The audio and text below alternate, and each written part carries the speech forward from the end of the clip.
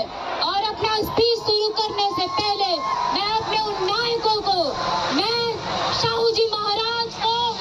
ज्योतिबा फूले, सावित्रीबाई फूले, माता फातिमा, साहू जी महाराज, बाबा साहेब अम्बेडकर, लोहिया, बीपी मंडल, कर्पूरी ठाकुर, नेताजी मुलायम सिंह, वीरांगना फूलन देवी और लालू यादव को क्रांतिकारी सलाम पेश करती हूँ, जिनके संघर्षों की बदौलत आज मैं यहाँ खड़ी हूँ। और स्पेशली मैं बाबा साहब की शुक्रगुजार हूँ कि उन्होंने हिंदू कोड बिल के जरिए पितृसत्ता की गुलामी से हम महिलाओं को आजादी दिलाई। साथियों, हमारे नेता राम मनोहर लोहिया कहा करते थे कि अगर कोई सामर्थ्यशाली देश किसी गुलाम देश का, किसी कमजोर देश का, किसी शोषित मुल्क का शोषण करता है तो मैं हमेशा उस शोषित मुल्क के पक्ष में खड़ा होऊंगा। और उन्हीं से प्रेरणा लेते हुए मैं आज इस मंच से फिलिस्तीन में अपनी जमीन और अपनी अस्मिता के लिए संघर्ष कर रही उस आवाम को, यहाँ की महिलाओं को, वहाँ के बच्चों को इस मंच का समर्थन देती हूँ और फिलिस्तीनियों से कहना चाहती हूँ कि तुम इसी तरह संघर्ष करते रहना, गुलामी कभी कबूल मत करना, क्योंकि हम भारतीयों ने गुलामी को देखा है, गुलामी को जाना है और हम जानते हैं कि आजादी की कीमत क्या होती है और आजादी की कीमत हमसे बेहतर कोई नहीं जान सकता। आज इस देश में, इसी दिल्ली में हमारा किसान, इस देश का किसान संघर्षरत है और जब वो अपनी खून पसीने की कमाई का दाम मांगता है तो ये सरकार उसके रास्ते में कीले बिछाती है, उसे गोलियों से लूलुआन करती है। और एक गरीब किसान की बेटी होने के नाते मैं इस मंच से उन किसानों को अपना समर्थन पेश करती हूँ और उन संगी नफरती चिंटुओं से कहना चाहती हूँ जो सुबह 5 मिनट उठकर गमले में पानी देते हैं, जिन्होंने कभी खेती नहीं की, वो हम खेतीहर समाज को सिखाते हैं कि कौन असली किसान है और कौन नकली किसान है। अरे जिनकी 7 पुश्तों ने हल की मूठ नहीं पकड़ी, वो क्या हमें बताएंगे कि कौन असली किसान है और कौन नकली किसान है। दोस्तों, आज मणिपुर के अंदर हमारी महिलाओं के साथ जो हैवानियत, जो बर्बरता की जा रही है वो नाकाबिले बर्दाश्त है। जिस तरह से गोलियों के दम पर, बंदूक के दम पर उनकी अस्मिता के साथ खिलवाड़ किया जा रहा है और हमारे देश का निकम्मा प्रधानमंत्री, वो निकम्मा गृह मंत्री अपनी आंखों पर पट्टी बांधकर इलेक्टोरल बॉन्ड के जरिए डील करने में बिजी है। वो कहता है साथी कि तुम मुझे चंदा दो, मैं तुम्हें धंधा दूंगा, तो ये निकम्मापन नहीं चलेगा। मैं अपने कैंपस की महिलाओं से कहना चाहती हूँ कि बीएचयू के अंदर जहाँ से मैंने ग्रेजुएशन किया है, इन्हीं संघी गुंडों ने, इन्हीं संघी रेपिस्टों ने, आईआईटी के इन संघी गुंडों ने उस आईआईटी की महिला का गैंगरेप किया था। और इस तरह यही संघी गुंडे हैं जो हम महिलाओं के साथ जघन्य आपराधिक मामले करते हैं साथी। और मुझे आशंका है,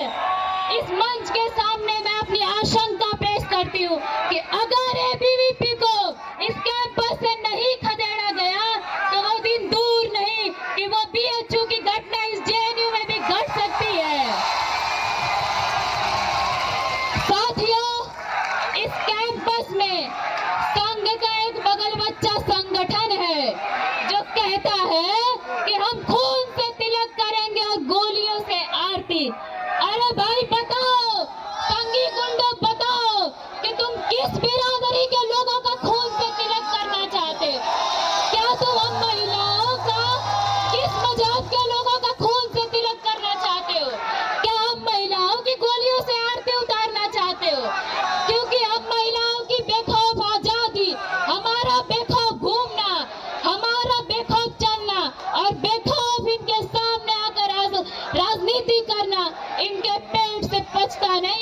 साथी, क्योंकि ये सामंती लोग हैं।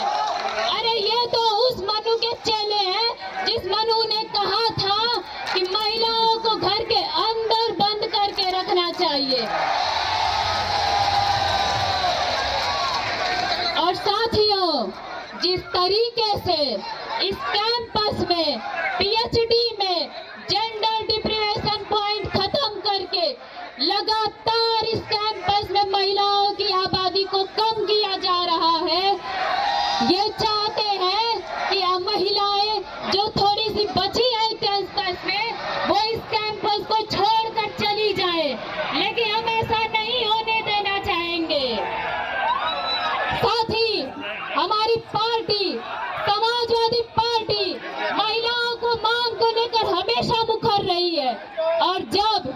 रिजर्वेशन बिल लाया गया हमारे नेताओं ने सवाल किया कि इसमें स्मृति ईरानी को तो जगह है, लेकिन भगवतिया देवी को जगह क्यों नहीं है, महाराजी देवी को जगह क्यों नहीं है, उस घास छीलने वाली महिला को जगह क्यों नहीं है, उस गोबर पाथने वाली महिला को जगह क्यों नहीं है। और जब उन महिलाओं को जगह नहीं होगी तो ऐसा कोई कानून, ऐसा कोई बिल हम पारित नहीं होने देंगे साथी। और हम जब भी ऐसा कोई कानून आएगा उसका पुरजोर विरोध करेंगे। साथियों, इस कैंपस में हिंसा के साथ साथ 50 सालों से बहुजन प्रतिभाओं का कत्लेआम जारी है। वाइबा के अंदर बैठ करके द्रोणाचार्य प्रोफेसर हम बहुजनों का अंगूठा काट रहे हैं। और साथ ही मैं ये बात कोई हवा में नहीं कह रही हूँ, इसी जेएनयू प्रशासन द्वारा बनाई गई ये अब्दुल नाफे कमेटी की रिपोर्ट चीख चीख कर कहती है, ये चीख चीख कर कहती है रिपोर्ट कि बहुजन लोगों के साथ वाइबा में डिस्क्रिमिनेशन किया जाता है। बताइए साथी, ऐसे में हम पीडीए के लोगों का, पिछड़ा, दलित, आदिवासी, अल्पसंख्यक महिलाओं का पीएचडी कौन कराएगा, कौन दाखिला लेगा हमारा साथी। साथियों, पार्लियामेंट और डीओपीटी का डाटा कहता है कि 2019 से पहले विश्वविद्यालयों में ओबीसी प्रोफेसरों की संख्या 0 थी, 0। और पिछले 70 सालों में देश के विश्वविद्यालय में कैसी थोथी प्रगतिशीलता और कैसा थोथा राष्ट्रवाद का खेल चल रहा था कि जो 90% आबादी है, जो 90